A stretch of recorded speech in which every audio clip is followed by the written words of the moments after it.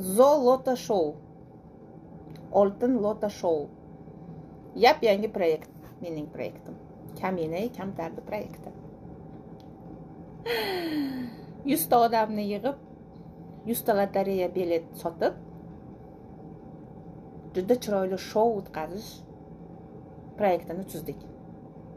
Ko'pchilik biza, ukaxonlarim, singillarim, ham fikrlarim yonimda. Juda ham chiroyli shou bo'ladi.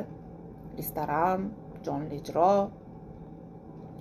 Kumush xonimning firmani tortlari, nevaralarimga atab so'yilgan 2 ta qo'yni tandiri, aqiqani tandiri.